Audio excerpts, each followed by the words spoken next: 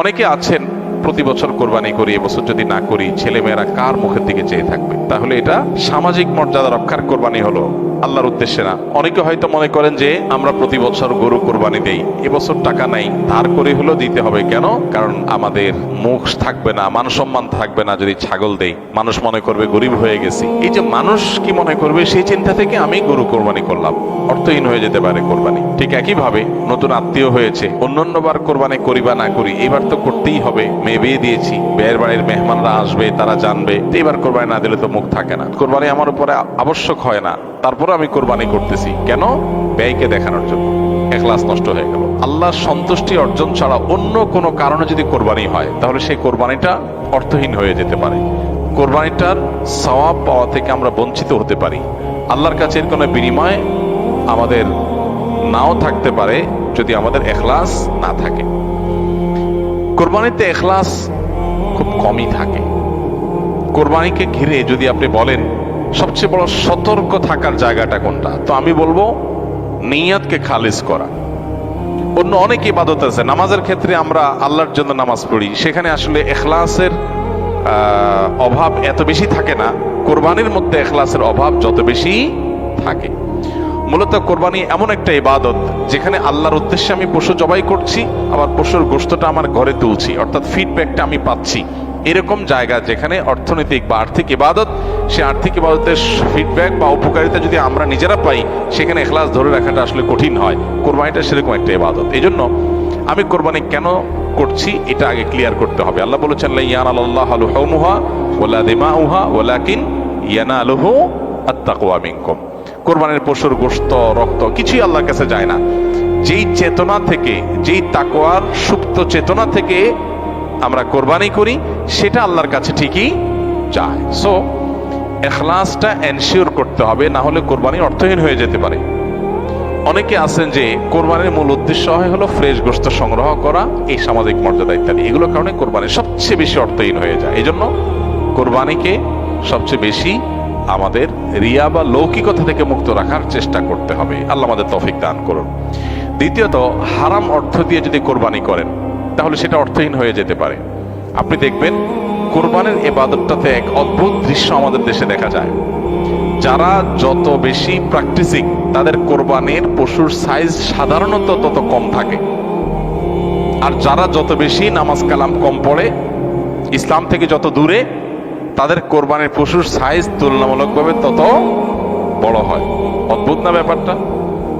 আপনি ঢাকা শহরে ঘুরে ঘুরে দেখবেন যে গুলশান, ধানমন্ডি, বনানী, বড়লোকদের এরিয়াগুলোতে এক একজনের গ্যারেজের ভিতরে আপনার বিভিন্ন নামের গরু, কালাচান, সুলতান, তলাচান, লালচান, এক একটা গরু 3 লাখ, 4 লাখ, 5 লাখ, 7 লাখ, 10 লাখ টাকা দামের 2-3টা গরু।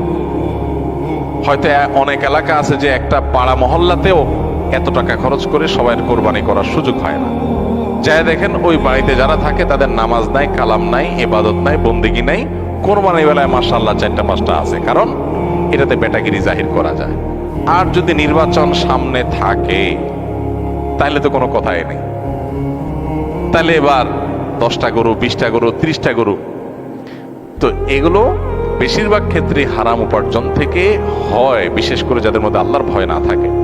তো হারাম উপার্জন থেকে যদি কোরবানির পশু করা হয়, জবাই করা হয়, বা ওই যে লৌকিকতার কারণে মানুষ দেখানোর জন্য, বাহবা পাওয়ার জন্য যদি কোরবানি হয়, তাহলে সেই কোরবানি কি হয়ে যাবে? অর্থহীন হয়ে যেতে পারে। তৃতীয়ত যে বিষয়টা আমাদের খেয়াল করা দরকার সেটা হলো কোরবানির পশুর জবাই করে তার গোশত খাওয়া আল্লাহ তাআলা আমাদের জন্য হালাল করেছেন, কিন্তু এর মানে এই না যে পশুর প্রতি কোনো অমানবিক আচরণ করা যাবে। পশুর প্রতি অমানবিক আচরণ করলেও কোরবানি অর্থহীন হয়ে যেতে পারে। এখন বলতে পারেন পশুর প্রতি কেউ কেউ অমানবিক আচরণ করে? উত্তর হলো হ্যাঁ, করে। কিভাবে করে? অনেকে আছেন পশু কিনে আনার পর যথাযথভাবে যত্ন আত্তি করে না, নিয়মতান্ত্রিক ভাবে খাওয়ায় না। কারণ জবাই করে ফেলবো, দরকার কি খাওয়ানোর? আপনি 1 সপ্তাহ আগে, 5 দিন আগে বাজার থেকে পশু কিনে আনছেন, এর ঠিক মতো খাওয়াইলেন না, যেখানে তার কষ্ট হয়, মশা টশা আছে যেখানে সেখানে তারে বেঁধে রাখলেন। মিনিমাম যত্ন আত্তি যতটুকু দরকার, পশু হলেও তার ভিতরে প্রাণ আছে, সে প্রাণী। সো প্রাণী হিসাবে তাকে যতটুকু যত্ন করা দরকার সেটা না করে জবাই তো করে ফেলবো, দরকার কি আর কেয়ার করা, তাকে আপনি অহেতুক কষ্ট দিলেন, তাহলে এটা আপনার কোরবানিকে অর্থহীন করতে পারে। নবী সাল্লাল্লাহু আলাইহি ওয়াসাল্লাম বলেছেন, ইন্নাল্লাহা কাতাবাল ইহসানা আলা কুল্লি শাই, আল্লাহ প্রত্যেকটা বস্তুর প্রতি ইহসান করা, অনুগ্রহ করাকে আবশ্যক করে দিয়েছেন, ফরজ করে দিয়েছেন। প্রতিটা বস্তুর প্রতি কি করতে হবে? ইহসান করতে হবে। এই ইহসানের মানসিকতা আমাদের যদি না থাকে, তাহলে পশুর প্রতি যদি আপনি ইহসান না করেন, তাহলে আল্লাহর কাছে জবাবদিহি করা লাগতে পারে। আমরা যারা পশু কিনে আনি, নিজেরা জবাই করি, জবাই করার সময় কিছু অমানবিক আচরণ হয়। যেমন দেখা যায় জবাই করার পর কসাইরা বিশেষ করে চাকু দিয়ে গলায় খোঁচায়। এই গলায় খোঁচানোর পরে, খোঁচানোর কারণে দেখা যায় যে স্বাভাবিকভাবে রক্ত প্রবাহ হয়ে, রক্ত বের হয়ে যে মৃত্যু হতো, সেটা না হয়ে একটা পশু মারা যাচ্ছে অনেক সময় স্পাইনাল কর্ডে আঘাত করার কারণে।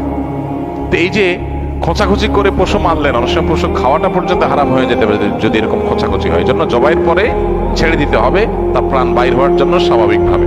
খোঁচাখুচি করা যাবে না চাকু দিয়ে। অনেক সময় দেখা যায় কসাইরা পশুর এখনো পুরো প্রাণ বের হয় নাই, এখনো মারা যায় নাই, রগ কাটা শুরু করেছে, চামড়া ছেলা শুরু করে দিয়েছে, নাড়াচাড়া এখনো করছে, এটা অমানবিক। তার প্রাণটা বের হওয়ার জন্য অপেক্ষা করতে হবে। নবী সাল্লাল্লাহু আলাইহি ওয়াসাল্লাম পরিষ্কারভাবে বলেছেন, তোমরা চাকু ভালো করে ধার দিবে। কেন? কারণ ধার দিলে পশু তাড়াতাড়ি জবাই হয়ে যাবে, অহেতুক তাকে খোঁচাখুচি করে কষ্ট দেওয়া লাগবে না। আমরা দেখা যায় নিজেরা হয়তো পশুর প্রতি অনেকে যত্ন করি, মায়া করি, কিন্তু পশুটা যে আপনার বিক্রেতার কাছ থেকে আপনি কিনে এনেছেন, এই পশু প্রতি সে হয়তো কোনো অমানবিক কাজ করেছে, যদিও তার দায়টা আপনার উপর আসবে না, তো সামাজিকভাবে আমাদের সবার উপরে এই দায়টা চলে আসে। আমরা জানি পশু পরিবহন থেকে নিয়ে পশু বাজারজাত করা থেকে নিয়ে জবে পর্যন্ত ধাপে ধাপে পশুর প্রতি চরম অমানবিক আচরণ এদেশে করা হয়। পরিবহনে হয়, আপনারা জানেন, একটা ট্রাকে ধরা যাক যে 15টা গরু উঠানো যাবে, সেখানে 20টা গরু উঠানো হলো, 5টা গরু বেশি উঠানো হলো, তাতে পড়তা বেশি হয়ে যায়, খরচ কম পড়ে, ব্যবসাটা একটু বেশি হয়ে যায়। কিন্তু 5টা গরু বেশি উঠানোর কারণে কি হয়? ওই পশু যেগুলোকে উঠানো হয়েছে সেগুলোকে এমন গাদাগাদি করে দাঁড় করানো হয় যে তাদের গায়ে, শরীরে রীতিমতো ঘা হয়ে যায়, এবং মাঝখান দিয়ে এমন ভাবে বাঁশ বেঁধে দেওয়া হয় যাতে কোনোভাবে বসতে না পারে। 10 ঘন্টা, 15 ঘন্টা, 20 ঘন্টা পর্যন্ত অনেক সময় সিরিয়ালে জ্যামে ট্রাকগুলো, পিকআপগুলো আটকা পড়ে থাকে, এবং 20 ঘন্টা ধরে তাদেরকে এভাবে এমন ভাবে বাঁশ বেঁধে দেওয়া হয় যাতে করে কোনোভাবে বসতে না পারে। ছাগল দোকানে আপনারা দেখবেন, ঢাকায় যে সমস্ত আপনার ছোট ছোট ছাগল বিক্রির জায়গাগুলো আছে, দোকানগুলো আছে, সেগুলোতে দেখবেন গলায় রশি বেঁধে এমন ভাবে ঝুলায় রাখা হয় যে হয়তো 1-1.5 ফিট বা আরো কম রশি রাখা হয়, এবং যাতে কোনোভাবে ছাগল বসতে না পারে, কারণ বসলে তো ক্রেতা দেখতে পাবে না। ক্রেতা যাতে সাইজ দেখতে পারে সেজন্য তাকে দাঁড় করিয়ে রাখা হয়। সে দাঁড় করানোটা কখন থেকে নিয়ে ওই যে সকাল 7টা বা 6টা ফজরের পর পর পশুর দোকান খুলে তখন থেকে নিয়ে একদম রাত 8টা-9টা পর্যন্ত, এই পুরো সময় 12 ঘন্টা, 14 ঘন্টা, 16 ঘন্টা আপনি এভাবে ঝুলায় রাখতেছেন একটা জীবন্ত পশুকে। অমানবিক আচরণ। এরপরে বাজারজাতকরণের সময় আমরা জানি পেটের মধ্যে হাওয়া দিয়ে ফুলানো হয়, পানি অতিরিক্ত জোর করে জবরদস্তি পান করে তারপরে ফুলানো হয়। এগুলো সব অমানবিক আচরণ। এগুলো আমাদের কোরবানির যে আসল রূহ এবং প্রাণ সেটাকে নষ্ট করতে পারে। এগুলোর দায় অবশ্য কোরবানিকারীর উপর আসবে না, কিন্তু কোরবানিকারীর দায়িত্ব আছে এগুলোর ব্যাপারে সামাজিক সচেতনতায় সামিল হওয়া। সর্বশেষ যে পয়েন্টটা বলবো সেটা হলো, আমাদের কোরবানির পশুর যে বর্জ্য ময়লা আছে, এগুলো যদি পরিষ্কার করার দায়িত্ব কোরবানি কারক হিসাবে আমরা নিজের কাঁধে না নেই, আমাদের কোরবানিটা অর্থহীন হয়ে যেতে পারে। আমি কোরবানি করছি সওয়াবের জন্য, কিন্তু আমার কোরবানির কারণে যদি মানুষের কষ্ট হয়, সমাজের মানুষ বিপদে পড়ে, মানুষ অসুস্থ হয়, তাহলে সওয়াবের পরিবর্তে আমার কি হতে পারে? গুনাহ হতে পারে। আপনি কোরবানির পশু এনেছেন, এবার কোরবানির পশুর যে গোবর, তার পেশাব, বিষ্ঠা, এগুলো পুরো এলাকাকে ময়লা দিয়ে ভরে ফেলেছে, দুর্গন্ধে ছেয়ে গেছে। আপনি কোরবানিকারী, আপনার দায়িত্ব এগুলোকে পরিষ্কার করে যথাস্থানে ফেলে দেওয়া এবং মানুষের যেন কষ্ট না হয় সেদিকটা খেয়াল করা।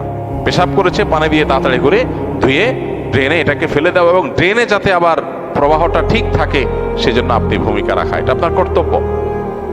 গোবরগুলো নিয়ে আপনি ড্রেনে ফেলে দিলেন, তাহলে ড্রেনে জলাবদ্ধতা তৈরি হবে, পানি প্রবাহ বন্ধ হয়ে যাবে, এবং সেটার কারণে সেই বদ্ধ পানিতে মশা তৈরি হবে, ডেঙ্গু তৈরি হবে, সেখান থেকে মানুষ, এখন ডেঙ্গুর সিজন শুরু হয়েছে, গতকালকে না যেন আজকে পত্রিকা দেখলাম যে এবার মৌসুমের শুরুতেই ডেঙ্গুর প্রকোপ ভয়াবহ। হয়তো এখান থেকে যে মশা তৈরি হয়েছে এটা কোনো মানুষকে কামড় দিবে, সে মানুষটা অসুস্থ হয়ে হসপিটালে ভর্তি হয়ে হয়তো মারা যাবে, লাখ লাখ টাকা খরচ হবে, আইসিইউতে যাবে, আপনি হয়তো জানান না, আপনি কোরবানি করে চলে গেছেন। তো এই জন্য আমাদের কোরবানির পশুর বিষ্ঠা, ময়লা, বর্জ্য এগুলোকে পরিষ্কার করা, যথাস্থানে ফেলা, যেখানে সেখানে না ফেলা, এবং ড্রেন অন্যান্য জায়গায় মানুষের রাস্তাঘাটের আশেপাশে চলাফেরার জায়গায় ফেলে মানুষের কষ্টের কারণ যেন না হয় সেটা লক্ষ্য করা আমাদের কর্তব্য। যদি না করি তাহলে এই কোরবানি অর্থহীন হয়ে যেতে পারে। ভাইরা আমার, প্রতি বছর এই বিষয়টাতে আমরা সচেতনতা সৃষ্টি করার চেষ্টা করি। কোরবানি হোক পবিত্র, আমাদের দেশও থাকুক পরিচ্ছন্ন, আমাদের পরিবেশটাও ভালো থাকুক, এই স্লোগানটা আমাদের মাথায় রাখতে হবে। কোরবানি করার পরে অনেক সময় দেখা যায় কোরবানি পশুর রক্ত রাস্তায় বের পড়ে গেছে, মাটির রাস্তায় শুকিয়ে গেছে, আমি ভালো করে পানি ঢালি নাই, দায় সারা একটু পানি ঢেলে চলে গেলাম, তাহলে এই রক্তটা শুকানোর পরে দুর্গন্ধ হবে, মানুষ আশেপাশ দিয়ে যাবে, নাকে হাত দিয়ে যেতে হবে, কষ্ট হবে, তিলের বদদোয়া মানুষের আপনি পেতে থাকবেন। কোরবানি করে কি লাভ? আল্লাহর বান্দাদের কষ্ট দিয়ে তো আল্লাহকে আপনি খুশি করতে পারবেন না। কোরবানি পশুর জবে করার পর অনেকে বুড়ি পছন্দ করেন, বুড়ি খাওয়া হালাল, কেউ চাইলে পছন্দ করলে খেতে পারে পরিষ্কার করে। এখন বুড়ির যে ময়লা সেগুলো আপনি রাস্তার পাশে কোন একটা খালে ফেলে দিয়ে চলে গেলেন, কারোর খেতে ফেলে দিয়ে চলে গেলেন, রাস্তার ধারে ফেলে দিয়ে চলে গেলেন। এবার 1 সপ্তাহ, 10 দিন, 15 দিন, 20 দিন, অনেক সময় 1 মাস বা আরো বেশি সময় পর্যন্ত এগুলোর গন্ধে আশেপাশে মানুষ বসবাস করা কঠিন হয়, পথচারীদের কষ্ট হয়। তো এগুলো সবগুলোই কিন্তু আমাদের কোরবানিকে অর্থহীন করে ফেলতে পারে। অতএব আমাদের উচিত হবে যে আমাদের কোরবানির পশু ময়লা বর্জ্য এগুলোকে গর্তে ফেলে দিয়ে মাটি চাপা দিয়ে সুন্দর করে সেটাকে দাফন করে দেওয়া, যাতে কোনোভাবে মানুষের কষ্টের কারণ না হয়। আল্লাহ রাব্বুল আলামিন আল্লাহকে সন্তুষ্ট করার মতো করে কোরবানি আমাদেরকে নিবেদন করার তৌফিক দান করুন। কোরবানি যেখানে ত্যাগের কথা বলে, সেখানে যদি আমরা মানুষকে কষ্ট দেই তাহলে এটা সওয়াবের পরিবর্তে কোনো কোনো ক্ষেত্রে গুনাহের কারণ হতে পারে।